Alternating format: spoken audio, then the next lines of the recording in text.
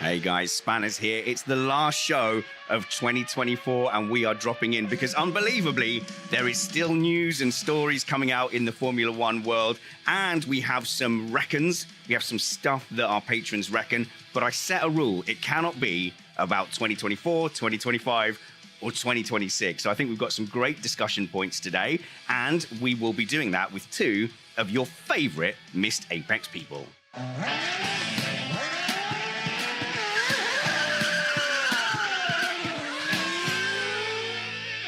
Oh, sorry, no, my mistake. We'll be doing it with Matt Two Rumpets. Hello, Matt. Hello there. I see you survived the Isle of Wight. I did barely. No sunlight anywhere on the island for the entire time we were there. So I am now downing prescription strength stolen medication. And we're also joined by Alex Geensy Van Gene. Hello, Alex. Hello. I haven't read a shred of news, so I'm looking forward to this show as much as our audience are, and I will just drop in with my reckons, I think. I love that. So all through the show, you'll be like, oh, no way. Oh, they never. They signed who? I've actually been reading Matt's show notes for once, because actually they're relevant. That's the first time. So you guys are getting all sentimental and behaving strangely because it's the last show of 2024. A massive thank you to our patrons who not only have not left in any significant number over the winter, we've also gained 19 patrons since the end of the season, which is unprecedented and unbelievable. You guys supporting us on Patreon are absolutely 100% keeping us here. But let's get into some news first. Big dirty news.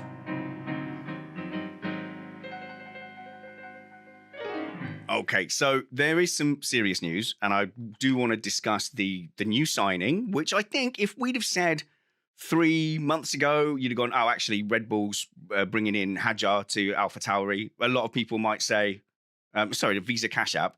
A lot of people would have been surprised by that in the same way we were a bit surprised by Colapinto, maybe less so because of his championship position in Formula 2. So we'll dig into that a little bit. The first thing I want to talk about, though, is the team Principal Driver Award. So, Alex, you haven't heard about this at all, have you? No, I asked you about it before the show and you said you was going to throw it on me here. So let's go. It's super quick, but it just made me laugh so much. So basically, the team principals all had to vote for who their driver of the season was. And they have to rank them from 1 to 10. And then that awards points. And then you get the team bosses driver that order. thing. Okay, they do that every year. Yeah, I haven't heard this year's results. They do it okay. Well, you have heard this year's results because it's basically the drivers' championship table. It's if you replace Hülkenberg and Perez, it's exactly the same. Every single team, and if you look at the points as well, basically every team principal said, "Oh, I've got to do the thing." Derek, the PA, can you just do it? And then the PA has looked at the championship order and gone, "Oh," and then they said, "Oh, it can't just be the champ. We've got to change one. We've got to change one. All right, Perez out, Hülkenberg in." Was Perez at the bottom? He wasn't in the top 10. He shouldn't have been in the top 15. Matt. Or 18.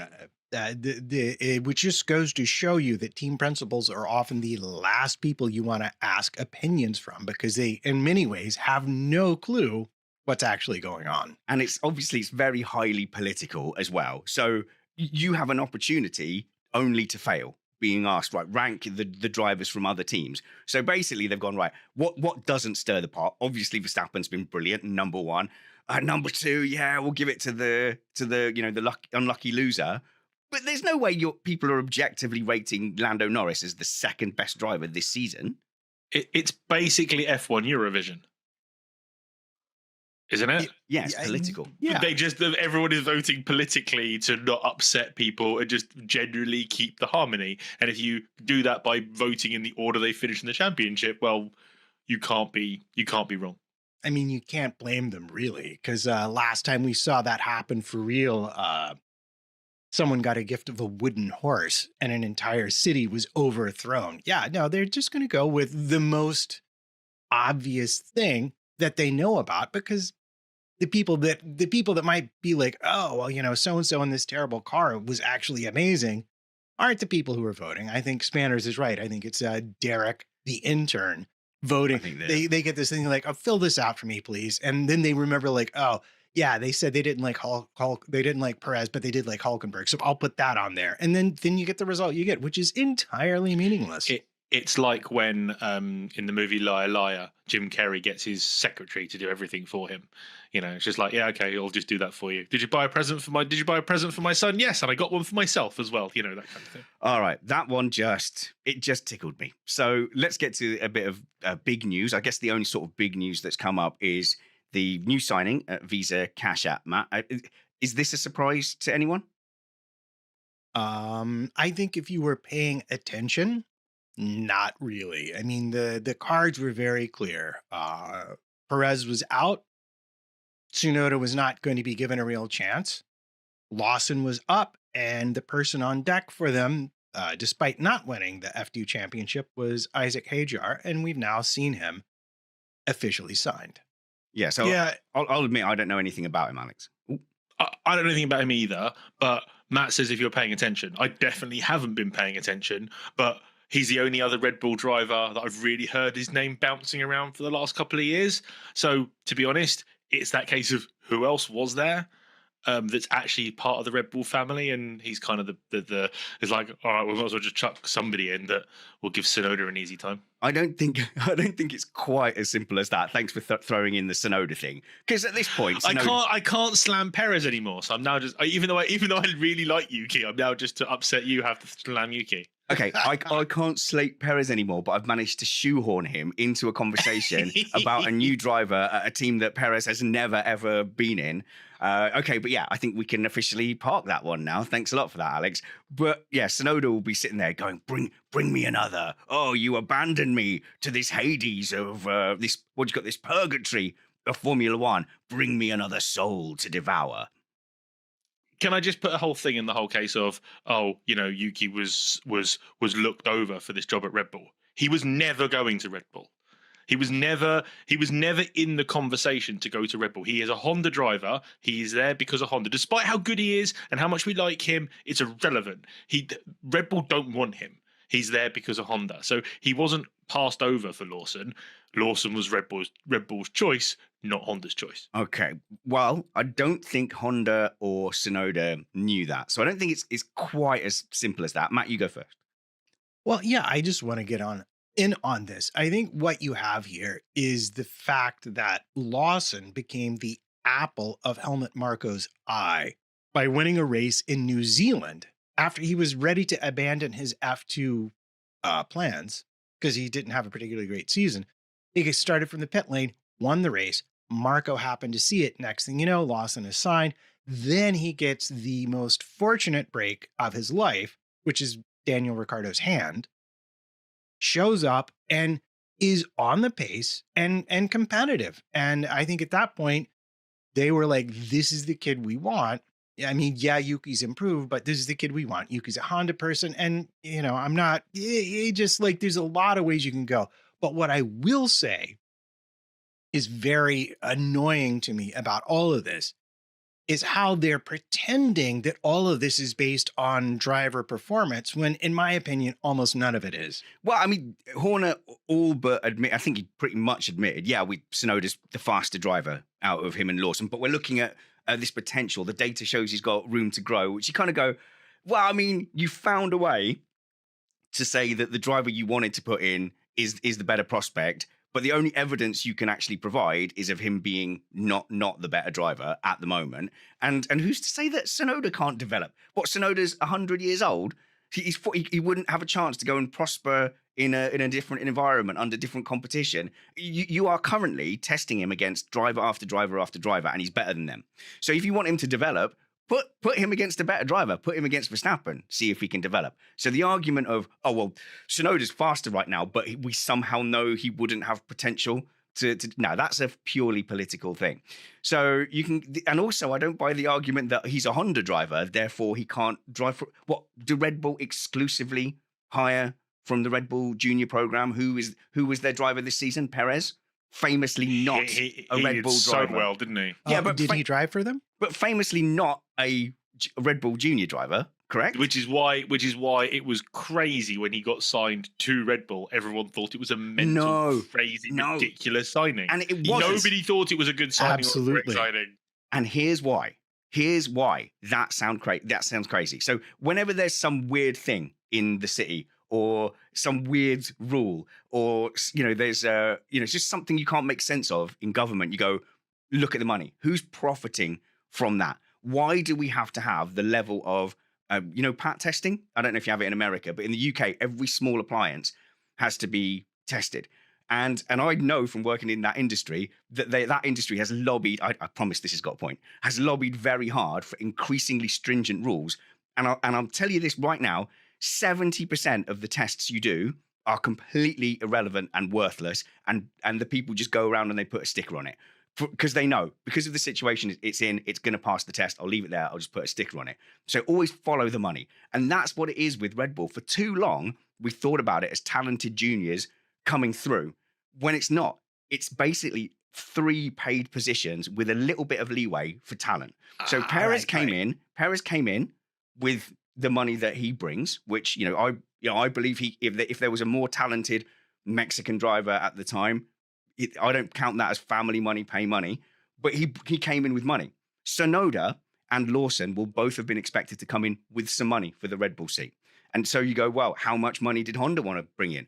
Are Honda thinking, well, why should we bring money? Because we've been supplying you engines. And we even fix your fancy Red Bull powertrains, by the way. They come back to Japan to get fixed. So maybe they were expecting a little bit more, or a little bit of a discount, if you like. So now they have to justify it, and they come up with these reasons why the driver who came in didn't win one single race qualifying against Yuki Tsunoda and has shown to not be as fast as Yuki Tsunoda. They then have to justify why, when the real reason is personality/money. But that second Red Bull seat, we've got to stop thinking about it as a talent hire. That is a pay-to-play seat. Well, I would like to know what Lawson is paying for that seat. And I agree with you. I think a lot of these seats at these teams are one way or another pay to play. But Lawson is talented. Yuki is talented. What bothers me is they had a perfectly legitimate explanation. Yuki is a Honda affiliated driver. We're tempted to put him in the team, but we're afraid he's going to bolt for Aston in 26 or 27. We'd rather take someone young who hasn't developed for looking at the music business. This happens in orchestras a lot. They'll hire very young people because they want them to develop inside the orchestra the habits that go with the orchestra, rather than someone that has already a point of view and a way they do things. You can say, look, we want a youngster. We want to train him up in the Red Bull way, in the Red Bull seat. We think Yuki might be headed elsewhere. He's a very talented driver. We support him fully, but we're not going to give that seat to him because of the aforementioned reasons. Okay, well, what context are you talking about? Well, in this case, the context is in the tire test. Hajar had driven that car on the Friday already, whereas it was Tsunoda's first time ever in the car. And what I assume Horner meant when he said this was he was referring to the headline times, the fastest time of the day, because in the morning session, when they both had the same tires, Tsunoda was half a tenth faster. But in the evening, when Tsunoda was on the C6 tire, which overheated in the third sector, in which Maria Isola said was not really a great tire for that track, well, Hajar on the C5 tire was half a tenth faster, having had more practice and also being on a better tire. So if that's what Christian Horner meant when he said faster, and admittedly, none of the clever journalists there were able to pin him down and say, well, what do you mean by faster? Do you mean race pace? Is this adjusted for fuel and tire and time of day? What are we talking about here? No one bothered to ask him those questions. And that being the case, it's really a meaningless statement. And I hope that people who see team principals say things like that will start looking for those things to understand better what's going on. Well, this isn't the first time, is it? Because they had that with the Silverstone test with Ricciardo, where they went, oh, well, actually, Ricciardo would have put that Red Bull on pole. I did, in fact, bring that up on social media. Yes. Okay, but in that case with the Ricciardo thing, again, journalists did just lap that up and promote that. I'm sure there'll be a couple that you can point me to who put that in context. But especially somewhere like Silverstone, where you're not going to get the same weather conditions from 1 hour to the next, let alone a week later or the end of the weekend or whatever it was. And you go, the different tire temps. Obviously, that's not a relevant factor. And it was shown up to be silly, unless we're saying, well, Tsunoda would have been like double fast, even And faster. here's the thing to understand. At the end of the day, they're not even required to run legal cars. So were they both running? I mean, yeah, just like they could just like take 20 kilograms off one car and you wouldn't know about it. They just fudge the numbers to run the story that they want to run that coincides and works with the way they're going forward. So it works to make sure that the guys that they want to be in their team are doing well compared to the current drivers. And yeah, they can field an illegal car, a lightweight, a heavy car, whatever. It could have been anything. That's the whole thing with the Daniel Ricciardo thing. And I love Daniel Ricciardo, and I wanted Daniel Ricciardo in that Red Bull seat when he went and did that test. But it just shows that they can make the story as they want it. And it's like with regards to anything that Marco says, I don't trust a word that man says when it comes to how good or how bad somebody is, because I think he watches the odd race and will just give people a seat based on the one peak they've seen, being what's his name? The Dutch lad who got booted out at the beginning of this season. De Vries. De Vries, that's the one. He came in, did one amazing performance. Marco threw his hands up in the air and we want him, threw him in, and all of a sudden he failed. So it's literally, it puts it there to make the point that they want to make. So I'm getting a bit of snippy pushback about Lawson. So when I say that that's a paid for position, I know Matt has previously expressed that the poor Lawson family, they're destitute and they've had to sell their last camel. But to me, it has been reported that both of those drivers were expected to bring funding, whether it's family money or from somewhere else. So no, I don't know where the Lawson money comes from. And if someone wants to make the case to me that they think that he's not bringing any money to Red Bull, then make the case. I'm fully open to that. But these young drivers now, they more and more, they will not ever say, my family is paying for that. It will always go through some shell company, and he could well have some national-based sponsor like Ericsson and Magnussen did. And Perez. Isn't Lawson the one where the money's coming from for Lawson is actually sponsored by his dad's company anyway? Isn't that the story with Lawson? No. So I found that with a specific driver, and you've forgotten which driver I said that was. Right. But, Okay. I'm not. The thing is, if they want to all do that and do that rich kid fiction, like, just let it be. But anyway. So all I'm saying is, Matt, it is my understanding that Lawson will be bringing some money to that seat. And I'm not surprised, and you're not wrong. It's a very commonplace thing. However, what I have read of Lawson in the publications is essentially it's the family bet all of their money on him, reached a level of success that allowed them to attract investors in his career. Sure. Okay. And those are the people that provided the money for F2 and going forward. And that's really the way it works. Okay. But just to that, wherever that money comes from, that doesn't change my premise or my impression that the Red Bull seat is for sale. And that would answer John in the live chats question perfectly well. If you say, well, where's his money come from? If it's come from backers because he's brilliant, that's great. But that doesn't change the fact that Red Bull are still looking for money to fill those seats. Yeah. Go ahead.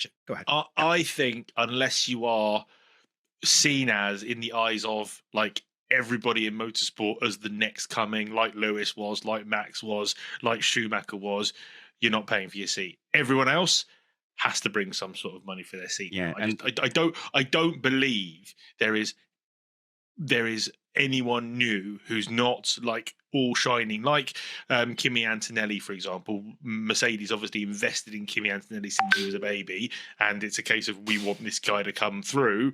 Unless you're that, I don't think you're not paying for your seat.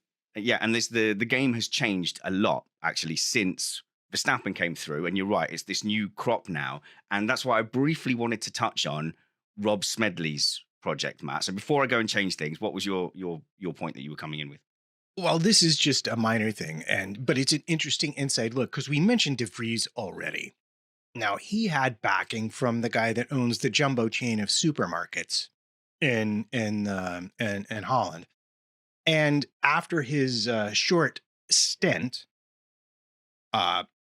he actually got sued because he argued that he didn't complete a full season, therefore he didn't qualify as a Formula One driver according to the contract he had with this guy. So what you have are people with lots of money will invest in contracts, and then those contracts pay off when they get to Formula One. Yeah. But obviously, if you're going to Red Bull, you're going to be able to attract a lot of sponsors. And that's also kind of how this game works. Yeah. And so when I have my definition of what a paid driver is, to me, someone who can attract lots of backers to bring money to a seat, even if that is technically a paid driver, that doesn't bother me. I don't care. That's the model, because, you know, the teams are still looking for money to fill those seats. But when I say paid driver, what I mean is a driver whose money is only for them. So Logan Sargent's family weren't looking to fund any other driver into Formula One. So to me, that gives go, okay, well, that's a paid driver. That's your family bringing money into Formula. And I know every single time I bring up a driver, even Logan Sargent, somebody will say, no, they didn't bring family money. And you go, okay, I can't argue it to the nth degree, because, like I said, they all love doing it through these little firms. But it's getting worse. Alex is right. I think that the new crop of drivers, everybody's in that situation, which is why I'm really impressed with what Rob Smedley's trying to do. Have you seen this karting series, Alex?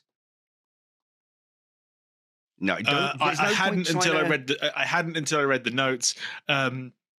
But interestingly, looking at it, and I'll let you do the intro to it, but I've got some thoughts. Okay, so basically, what Rob Smedley is trying to do is he's trying to have a racing series where it's either affordable or they're able to get funding to have a diversity in motorsport, an economic diversity. So I'm very supportive of the initiatives trying to get more women into racing. F1 Academy, I think, is a fantastic idea, as was W Series before it.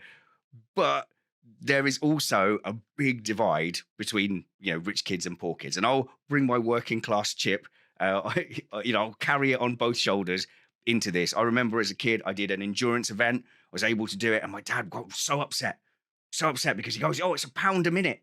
It's £1 a minute. That's insane. You can't spend £1 a minute on something insane." So I got to do one, Alex, which is worse than never having done any. I got one taste of this karting endurance. But in this series that Rob Smedley's doing, he's basically trying to change that and say, okay, we're going to try and find the best genuine talent and then fund that into F4 and then one day F3, F2. And, you know, I don't know Rob Smedley's background, but he's Northern. So, you know, he's walks the walk. There's no Northern F1 drivers for a reason. He came and gave out prizes at the British 24 Hour once, which is in Teesside. Yeah. Anyway, he seems like a very genuine bloke. And this kind of drive where they can say, yeah, it's still expensive, but not as eye-wateringly expensive as the traditional routes into single-seaters. I will be very interested to see what the series is, because looking at the numbers, which is for the very youngest, age 5 and 6, an all-in fixed cost per season is around £3,800, rising for the older classes of £4,400, so an average of £4,000. I'm concerned as to what that means, because in my first year of owner karting, which I have done this year, which is in a GX powered 200 lawnmower powered engine with lots of secondhand parts, my budget for 7 races was the best part of £5,000. So I struggle to see how that's going to work. Well, I think I can tell you how it's going to work, because you know what it would cost you if you weren't doing it through this series? About $125,000 for a similar experience. And the way they're doing it is because they are using electric karts that they're tuning specifically to provide equality but to provide a similar driving experience to gas-powered karts. And because they're doing it that way, they can afford to make the karting experience a lot cheaper, because you don't have to do all that repair. So there is a electric rental kart series going in the UK at the moment, and all I've heard is it's incredibly expensive and incredibly unreliable. So again, if they make this work, then it works. I mean, the $125,000 a year, that is super That is absolute top level karting in the UK. There is so much in between the cost that they say this is going to be and the 125 grand. There is so much other karting you can do in between there, which is faster, more reliable. Because the problem is with the electric karts, they're very difficult to maintain on your own unless you have an electronics degree. So again, I'm not knocking it. If they can make it work, it's amazing. I am skeptical though. Okay, good general chat here from Harb, who says it's a bit odd that karts aren't generally spec. Now, that's quite an interesting topic in itself, because you go to the junior series, and when people defend Lance Stroll, for example, they say, well, that was a spec series, and he won it eventually. Did he win F3? I think he did. He won F3, but under lots of a cloud of there were parts being developed for that car by Williams. There is there is a guy on YouTube called Rocket Powered Mohawk. He does a whole thing on Lance Stroll. It's crazy and in ways offensive, but it's very funny. Go and watch that. Oh, I've seen that. That's too much. I have seen that one. It's so funny though. It's too mean. It's too mean. It's incredibly mean, but it's Lance Stroll, so I don't care. But with Lance Stroll, when there's a spec series, as we've seen with certain of our friends, Alex, who will remain unnamed, you can take a spec series and you can do things that help, because you're never going to get fully equal engines, fully equal chassis. But if you have 7 engines and you pick the best one, then look, you've guaranteed you've got the best engine. And there's loads of examples or stories of like Lewis Hamilton and Nico Rosberg both basically getting other drivers to bed in their engines. And so they'd run around in the brand new engines until they were bedded in, and they'd pick the best ones for them. So even if you have a spec series, you're always going to be able to do something. And in rental karts, every track says, oh, we spent so long on making our karts equal. Don't worry about it. Our karts are equal. Yet when we do our series and we say, okay, I think at the last one, in the final, if you were first, you got to pick your kart. And that was vital, because there was actually about a 1.5 seconds difference down the field. And that's after we'd taken off the fastest ones and the bottom ones. So I found, Alex, electric karts, I've also done a few. I found them to be horrible, actually, but because they're not as mature as the combustion engine ones. So 2 points. The first point with regards to spec, my series that I'm in is spec. We have set regulations on what we can do, even stuff that is there to limit the costs. That doesn't stop you, if you have more money, buying new bearings for every single race to make sure the kart runs a little bit better. You can, anything that's a little bit worn out. So, for example, another person who will name nameless went through a chain every 2 or 3 rounds. It's the same person. I had the same chain for the whole season. That might change this season if I want to be more competitive. But that's the kind of thing. If you're willing to throw a little bit more money at things, even though it's the spec thing, if you can have newer ones throughout the course of a season, because you can afford to have newer things, you're going to perform better. Okay, but I'm a bit lost as to what you're talking about. If only there was some kind of explainer about how to build a car and how that process goes. And if only the person who I wanted to explain that hadn't just hit their elbow on their desk. It's okay, share your pain. It's the off season, Alex. It's fine.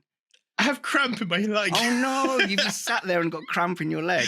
All of a sudden getting cramp. So I've been on my legs all day. I've been on my feet all day because I have been preparing my kart. I'm in the process of doing a kart build series. I just launched my first video today, which is episode 1, which is much more exciting than it sounds, but it is cleaning. But it's because I have an ethos behind this kind of stuff. And again, this leans into what we were talking about, where it's a case of I make sure every single component of my car is absolutely spotless, because it means I can see if things are broken and I can put things back together quicker, and just speeds everything up. So that's my first video on Alex Van Gien Racing on YouTube. Go and have a look at that, like and subscribe. The next video will be out hopefully Tuesday, which will be me preparing the whole front end of the kart and taking it in for a rejig. And then the rest of the video series is building the rest of the kart. And we might even have a special guest on for the final episode. I've been told that your video, Steve and Kyle and everyone, they've all been saying so well produced. Oh, so no, wait. I mean, I've seen your video and it's so well produced. I will check it out as well. Go and like and subscribe anyway. I'm working very hard on that. I've even put more effort. I've even put more effort into the music, and it's actually amazing how much putting different music throughout a video changes the pacing of the video. So, yeah, go and watch it, please. Just go and subscribe. Pull out YouTube now. Go and subscribe. And that will change the pace now. Let's mix it up, Matt, as we talk about the karting thing for a little bit longer, and the music's changing it all. I don't like it. No, Alex is wrong. Okay. All right. Well, what I want to say about this is that it's already an existing series.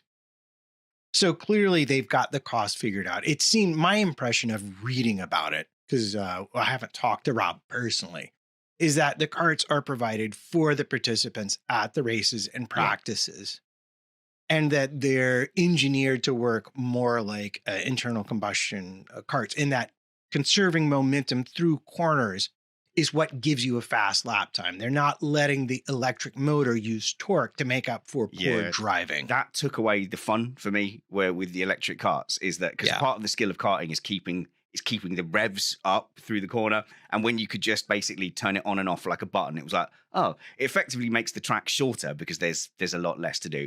But, looking at that at the very lowest level, £79 a week. I don't know how many races there are.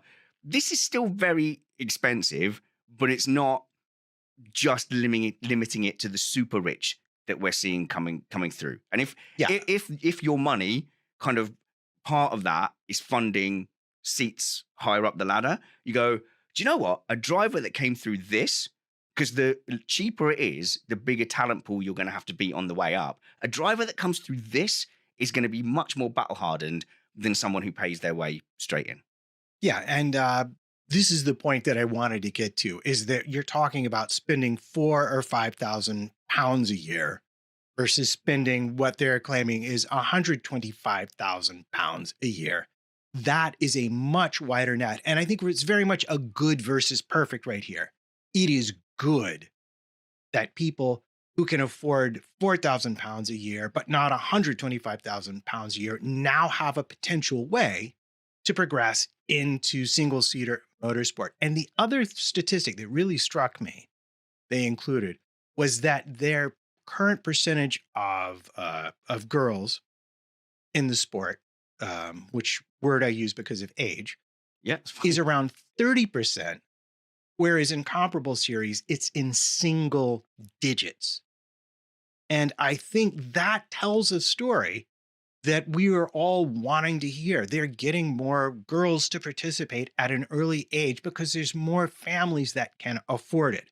Yeah, it would be perfect if it was free and everybody got a chance to drive as much as they wanted, but we don't live in that world either. This is a lot better, and I will absolutely take it. I love it. You had that Gen X / boomer pause before any kind of girls.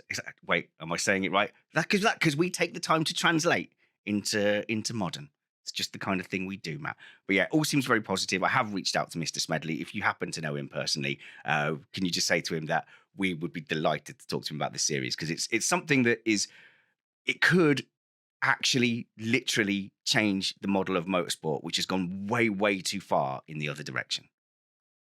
Yeah, it reminds me a lot of how Indy Lights used to be, where if you did one of the learning series at Stuart Barber for like $5,000 and you won that, you got the lowest rung on the Indy Lights level guaranteed. And if you won that, you just climbed the ladder all the way up till if you won Indy Lights, you actually got a ride in IndyCar. This is what we've been waiting for because it's a similar level investment. It's not free, but it opens the doors to a lot more people. And go on now. Oh, sorry, Alex. I think it does open the door to a lot more people, but unfortunately, because of the high level of cost involved in motorsport, these things often tend to go for a year or so and then go, oh, we haven't really got enough money to make this work properly, and then it disappears. There's a reason that the likes of Super One costs 125 grand to get noticed, because the series costs a lot of money. But when they do eventually get to Formula One, what number will they pick?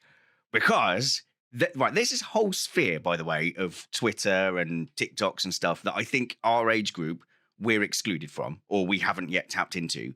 Like, I don't know if you're quite aware of the big fan rivalry between Leclerc and Norris.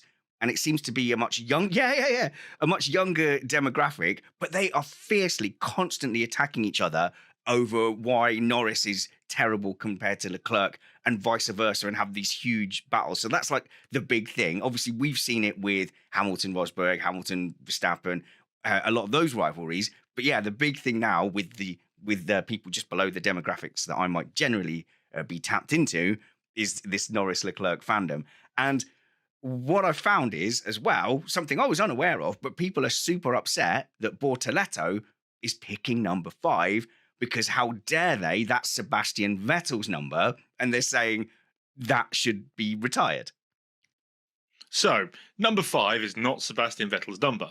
Sebastian Vettel is a very big Nigel Mansell fan, and Nigel Mansell is red 5. That's why he picked it. In that case, I'm even angrier. If it was an accident, then that's fine. But the fact that Vettel, a driver who's fine, but I was not a fan of, that's why it was red. Is that why it was red as well? Absolutely. Listen, I'm going to be number 5 in my series, and I am using the font for Nigel Mansell as my number 5. And actually, now, if you look at any of my YouTube stuff, that font is the font for that number 5. Yeah. So if you're upset at him stealing Vettel's 5, no. Vettel borrowed Mansell's red 5, and that was out of love. And okay. Well, fine. Anyone, maybe my friend's friend is my friend then. So the only it's like numbers are sort of tangible, and they're not that important until Lewis Hamilton retires, and then no one else is allowed number 44. Well, this is it. I mean, is there a case for any numbers to be retired? Because now the drivers pick them. It's different, and obviously I was brought up in the olden days where a driver never picked their number, so it was down to your team's championship position. So the winning constructor would then have 1 and 2 for the next season, I think. So if the champion wasn't at that team, you wouldn't have, say, Damon Hill when he went to Williams didn't run the number 1, even though Williams had the number 1 available to them as the top constructor. He ran the number 0, so they had 0. And was Senna in the 2? I think Senna was in the 2. So you would have drivers having different numbers. And an interesting fact I picked up on is, recently researching this, was that the number 13 wasn't run for a long time. And so, for example, Ferrari... Until Maldonado brought it back. Well, and proved it correct. Is that right? So Ferrari had access to the numbers, I guess, 13 and 14, and chose not to run that and instead had 15 and 16 because they didn't want to, they were superstitious and didn't want to run the number 13. But cars used to just get issued the number. The driver kind of got their number. And so for Mansell to be so famous for his red 5, and I definitely would associate Mansell as red 5, it was something quite special there. So the drivers picking their own numbers, I love it. I think that's great. The only number that's been retired is Jules Bianchi's number, which, apologies, I can't remember off the top of my head. Someone will tell me. So did you not know that, Alex, that that number had been retired? So you can't use Bianchi's number. I wouldn't have known. I can't remember when the number scheming came in, so I wouldn't have tied those two things together. It was recent. It was only 2014, I think. Yeah, that's what I mean. Yeah. So I wouldn't have tied Jules into that. Yeah. I don't know what number he was. I had in my head that he was 16, but that can't be right because that's what maybe Leclerc is. But in general, you'd run out of numbers fairly quickly. So but you're right. I agree with that until some kid turns up with 44, and it's going to happen because some kid's going to go through having idolized Lewis Hamilton, get to F1 and go, I want 44. I want a yellow helmet. But Lewis Hamilton, he did that himself with Ayrton Senna. He wore the Senna yellow too. So no, I don't think any numbers are going to get retired. I think you're wrong. I think the second Lewis Hamilton retires, they will retire that number. Do you think so? I think that would be very controversial. The thing is with Lewis is he has come up with that number. That was his number from a young age. He brought that number in. He has made 44 his brand. He has, Mission 44. So 44 is a massive part of Lewis Hamilton's whole wider business, let alone Formula One. So I think I wouldn't be mad if they did, but I won't be mad if they don't. I think it'll be controversial, but yeah. I think you might have a point there. Like, everything Lewis does is retire? Well, would you retire 33 then? He's not been around long enough. But if he gets to a point where he goes on and has iconic status, why not? But then you run out of numbers. Bianchi was 17, according to the chat and to Wikipedia. Okay, shall we go to some of the listener reckons? So, that deserves like a funky bumper.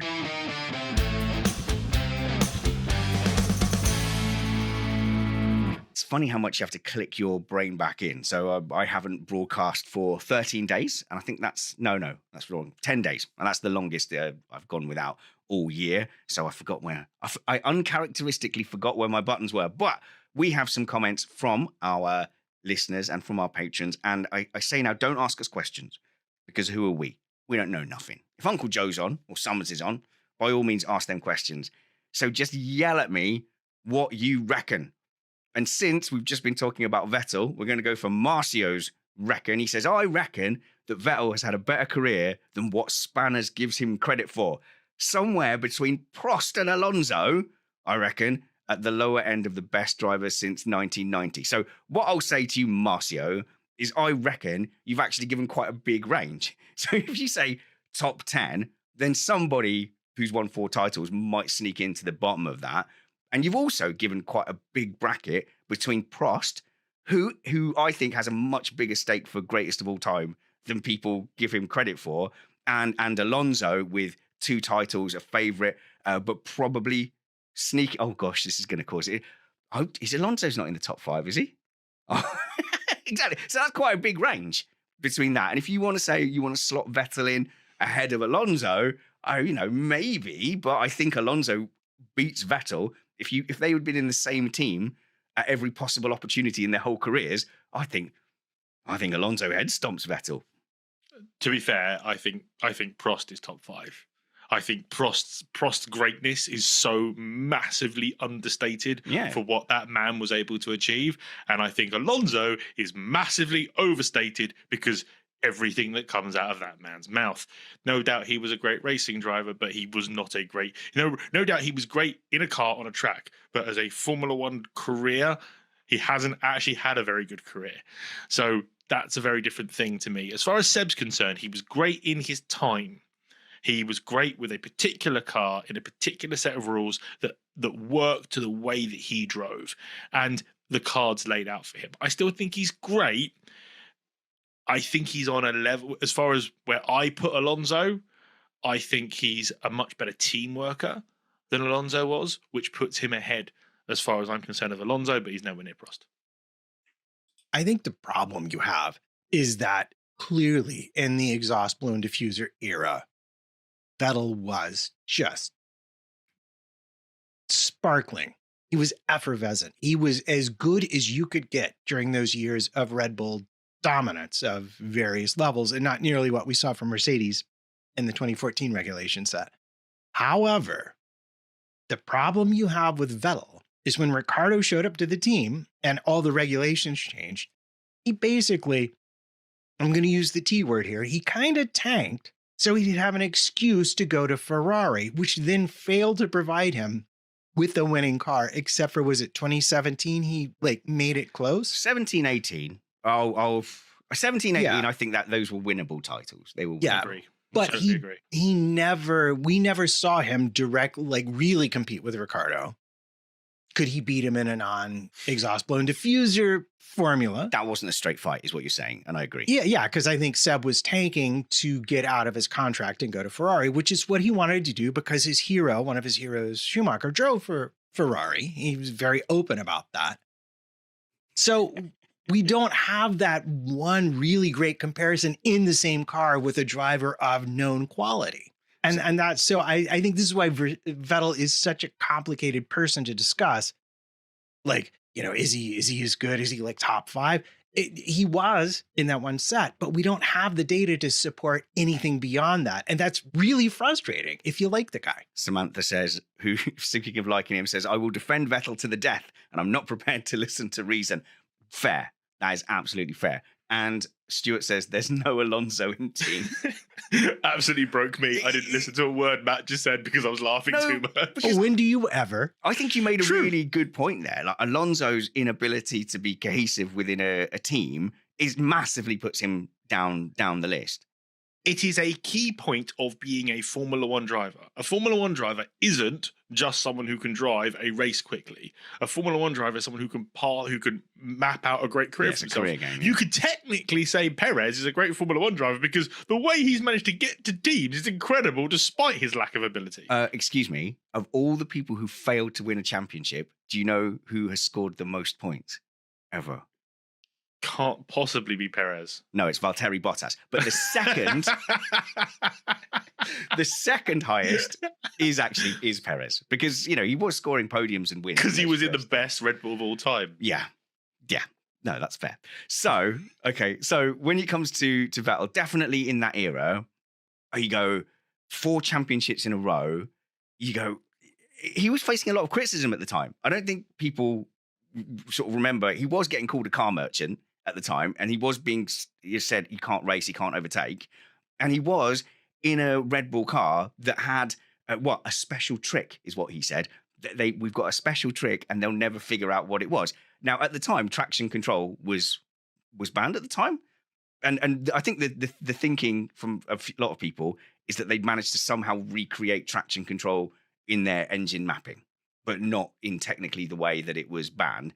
But they did have a huge car advantage, and he was accelerating at points where other cars were still braking, and he was fully the number one in that team, and he was against a teammate at the end of his career. I hate to put any kind of shade on Webber, but in all these discussions, does Webber appear in anybody's No. the greats of F1 conversations? So he had that team, he had that era, but you could say 2009. That was a winnable championship. 17 was a winnable championship. 18 was a winnable championship. Didn't do well against Ricciardo. Made Stroll look quite good until Alonso came in and rectified that situation. I don't think that puts him in the top 5 of all time. So 2009 was a bit like this season for McLaren, as far as Red Bull were concerned. 2009, that Brawn was phenomenal. It literally won the championship in its first 10 races. First 6 races, obviously he won all those races, and then they were still good, and then they fell off, and Red Bull just ran out of time to catch them, which is kind of what happened this season. So I don't put that on Seb. And for 2010 was an incredibly close season across 4 teams, and Seb only led the title as he crossed the line at Abu Dhabi in the last race. In 2012, we had 7 winners in the first 7 races. Again, an incredibly close season that he ended up winning. 11 was a walkover. 13 was a walkover, and 14 was close-ish. 14. Sorry, not 14. But yeah, so I think Seb's titles were really good. Looking back at them retrospectively, I think they're better than I gave them credit for, because I wasn't a fan. No, exactly. So I'm the opposite of Samantha, who said that, I will attack Vettel to the death, and I'm not prepared to listen to reason either. So I'm sort of on the other side, even though he seems like a perfectly nice man. But I do like having my goodies and baddies, as you know, and I think Vettel was a baddie for me. In that period, he absolutely was. Then turned face. It might well have been influenced by Schumacher having been far too recently dominating Formula One, and England's results against Germany in various major competitions as well. There's always going to be some sort of British bias when Germans are involved. Oh, yeah. And so Alonso got wrapped up in all of that. So we'll go to Duncan's reckon. He says, I reckon Aston is going to fall off steadily over the next few years, take over Sauber's place at the back of the grid as Alonso continues to fade, but is kept around for brand cachet, and Lance doesn't get any better. The end results will be a Honda Nissan buying them out after other investors revolt. So there's a few things there. So firstly, Mike Crack is still team principal at Aston Martin, and he recently has been pushing out the narrative that it's actually quite a small gap between Alonso and Stroll, which I don't know. He's been literally saying there's a very small gap between Alonso and Stroll, which... Yeah, they're both rubbish. If it's true, that means that Alonso has taken a dip in form, which he's 40. So that is possible that his performance has dipped off. Or Lance Stroll has suddenly risen up to Fernando Alonso's level, but if that's true, if we take it as read that Mike Crack is right and the gap is small, then one of those two things has happened. So could we have this little sleeper thing where Stroll has secretly in the background become as good as Fernando Alonso? Was those comments videoed? Was there somebody off camera with a gun? Did Lawrence Stroll write the quote? Well, Mike Crack has a history with these kind of comments. And I think, and also didn't Schaffnauer have as well? You are expected to big up Lance Stroll. But I think with Stroll, you are, it's a difficult job because you have to say strange things like Mike Crack He was saying. pushing really hard. He was That's why pushing he so crashed in hard. Singapore. Yeah, in Singapore, he was pushing. He hit the wall, which just shows you how hard he was pushing. Okay, great. I mean, then then Sargent was amazing. The commitment of Sargent was insane. So yeah, I mean, firstly, Matt, Yeah. do we have any basis to go? Oh, actually, I hadn't thought about it, but yeah, they are actually quite close at the moment. No, we don't. Because my simple response to that would be, show me the points. Because otherwise, when you say small margins, you're talking about margins like finishing races in the top 10 on a more regular basis than your teammate. And while, yeah, that can be a small margin. Like you could look at them, it might be a 10th and a half per lap on race pace, but that's going to be definitive in a 50, 60, 70 lap Grand Prix. One person scores points, the other doesn't. Alonso still scores a lion's share of points for that team.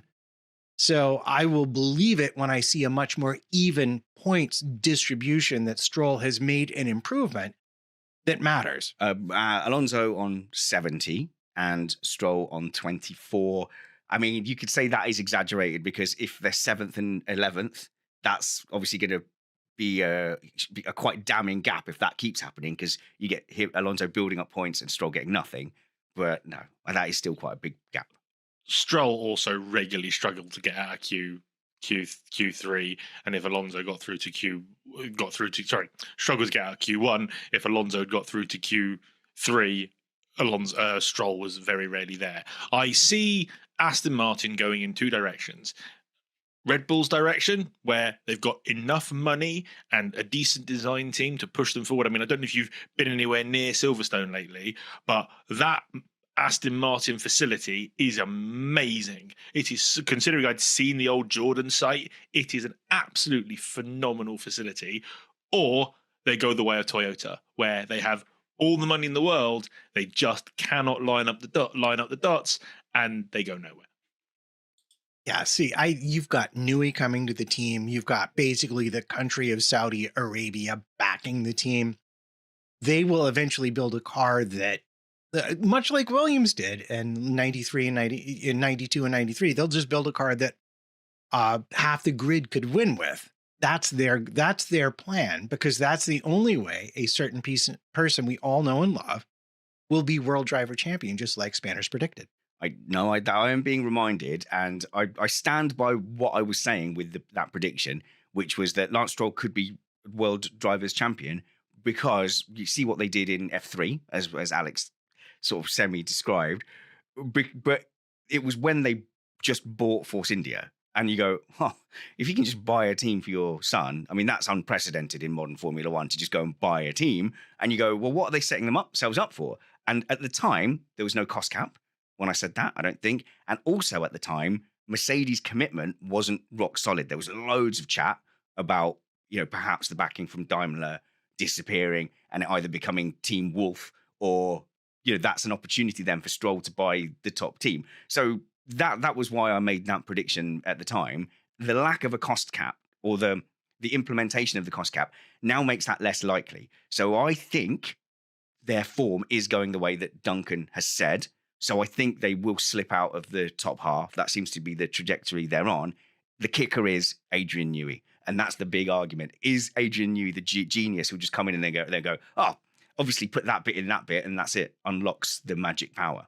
But they can't, my point is, Matt, they can't buy their way to the title anymore, like I was predicting 8 years ago or whenever it was. Okay, so you're officially walking that back. Fair enough. When the evidence and the sport changes, obviously you change your prediction. Well, no, I say you're walking back that prediction because things have changed. I'm not giving you a hard time about that. I just want to be clear that's what's happening. You're changing your prediction because things have changed in the sport, specifically the cost cap. But I stand by the prediction at the time. Yeah, no, that's fair. No, I think that's valid and correct. But I think you're overlooking something. You're overlooking two things. One is not listening to the Summers episode. Go and listen to Tech Time, guys. It was so good. I really like that bit where Summers clarified that thing. Yeah, it was their best show. It was, because what we've got coming up is a regulation set that's intended to enable the power unit to be the most important thing in the car. And you forget who is going to be partnering Aston Martin in 26. And that's going to be Honda, who, help me out here, is the only maker to really rival Mercedes. Well, you say that, but they haven't made an engine, a power unit. And by the way, engine is still a valid term. What they run with, it's still an engine. But they haven't run an F1 power unit for years now. They're completely out of practice. They have no idea what they're doing. That's sarcastic, by the way. But yeah, I think he might actually, with the Honda deal, we'll just have to see where they are in 26. But I think 26 is the year to really decide which way they're going. I think next season isn't going to be any particularly better and might be worse for them. That I would agree with. Tire heavy one. Should we do a tire heavy one? John M says, no, wrong. Sorry, Joey. Beg your pardon. Hello, Joey. I reckon that the Pirelli tires are going to continue to have worse and worse performance, forcing F1 to bring in competitors. That's an interesting take. I wouldn't actually categorize Pirelli's tires as being worse and worse, Alex. I think, if anything, they've been less cagey than they've been the previous seasons, which was my criticism of them. I want you to define performance, because that means very many different things. I still believe that Pirelli are being told to make a tyre in a particular way, and that it is to wear in a particular way that isn't the way you really want to make tyres as a tyre manufacturer. So I think it's very difficult. If Pirelli are producing tyres to the brief that they have been told to produce them by, and that is what the product is we get at the moment, that's on Formula One, that's not on Pirelli. Yeah, so they are. I wonder what Joey does mean by performance. So if the performance is produce a formula of racing where the difference in tyres and the tyre wear are an integral part of the sport, I think they've succeeded in that for a very long period of time. Now, I think me and Kyle went off on one a couple of years ago that they were basically going a step harder than was needed. And I think even last year, it was just a lot of one-stop races, which, am I right in reading this, Matt, in that this year, I haven't had that criticism. We've had more non-one-stop races. So to my mind, it hasn't been getting worse. Yeah, no, we've definitely seen an improvement there. We've seen more two-stop races, and we've even seen races like Monza, where a one-stop and a two-stop were both very valid strategies, and it came out being quite close which one got to the end first, which is, from a racing point of view, that is your ideal. What you're looking at, I suspect, with Pirelli here, is the teams gain so much more performance than they predict.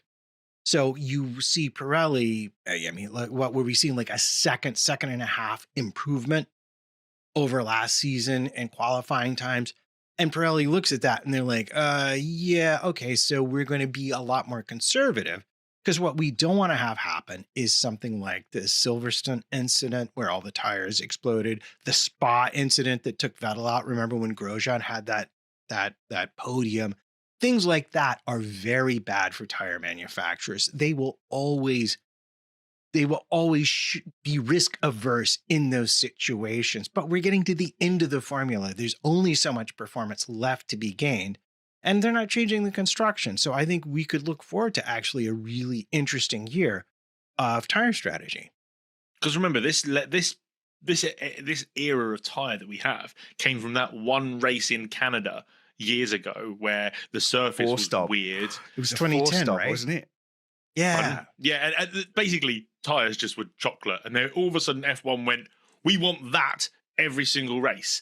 And then it's like, okay, Pirelli, try and go and make it, and then get surprised that tires blow up in high-speed corners. It's just terrible for the It's terrible for the image of a tire company when you don't, when you're not in Formula One, and you see that Pirelli tires are blowing up. Are you going to go and put Pirelli tires on your road car? No.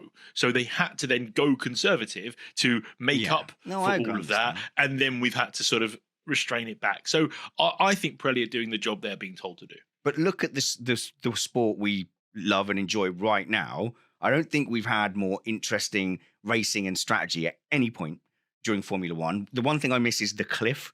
I don't know if they deliberately ironed that out. Cliff too. I missed the cliff. So you get a driver out on the tires and they're like, it's kind of going, but it's okay. And they stretch it out and then suddenly lose like 4 or 5 seconds a lap as they go off this tire, literally just run out of tread.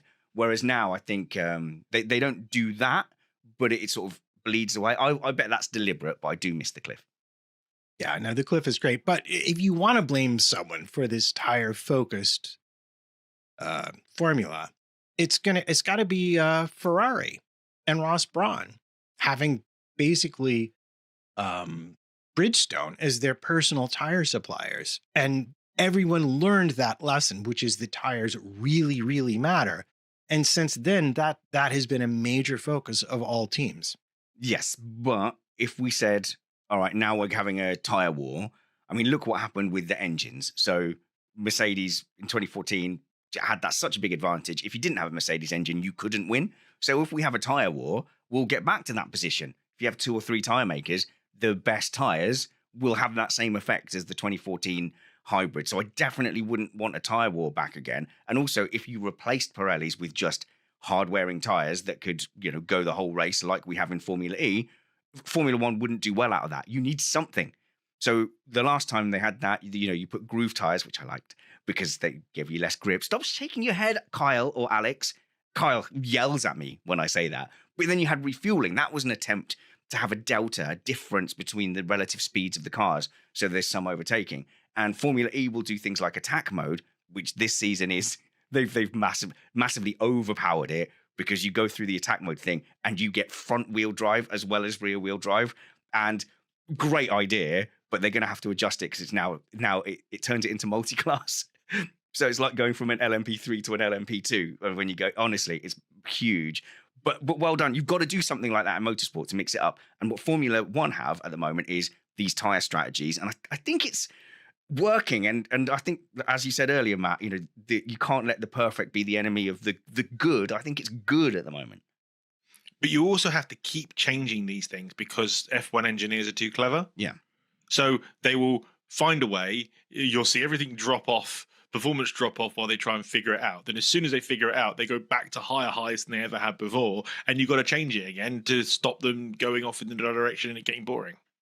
I mean, I think that's ultimately the beauty of making tires the focus, is that even the people who spend their entire life trying to understand tires, if you ask them about it, they'll just shake their head and say, yeah, it's just black magic. We don't really know at the end of the day, no matter how much data we have. Or just any kind of regular magic. It could be any kind of magic, couldn't it, Matt? Could be.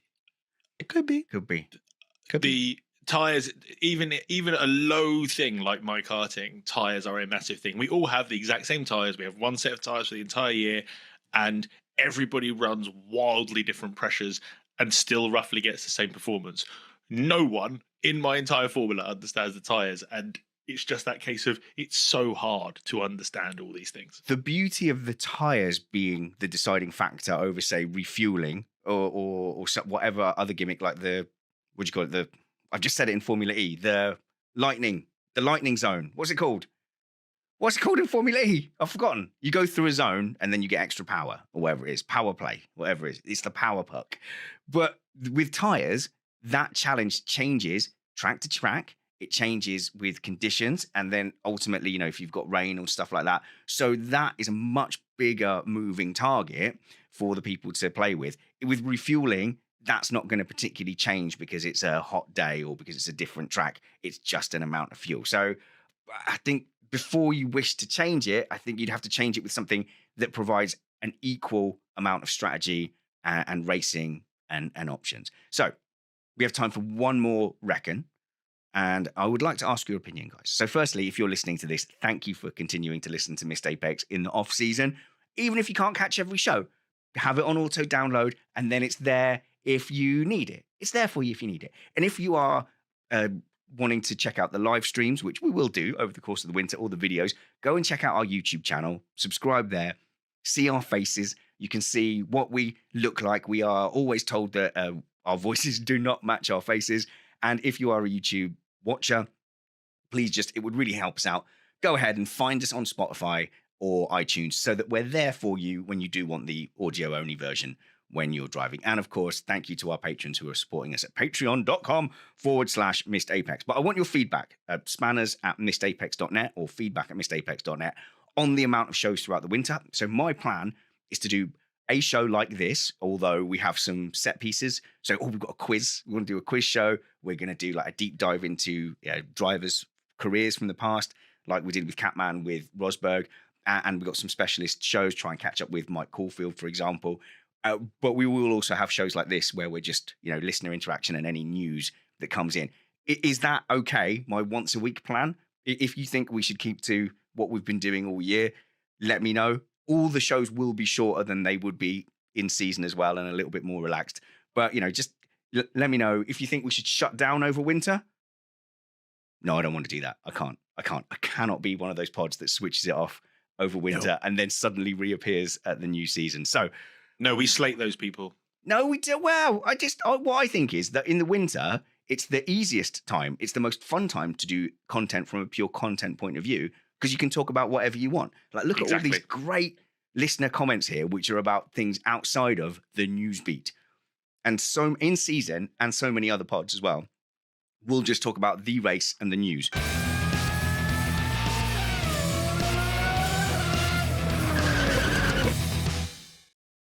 And with apologies to our live stream, the video software just froze up. So this show, we've had a power cut, and the stream has frozen. Our streaming software froze. So rather than actually covering that one last thing, which was going to be a great question about George Russell, we are going to have to end the episode there. Apologies, because I did that whole promo build-up thing as if there was another subject coming, and there isn't. But go and follow me, please, on Blue Sky and Twitter, at SpannersReady on those, and Richard Reddy on Instagram as well. And until we see you next, work hard, be kind, and have fun. This was Missed Apex Podcast.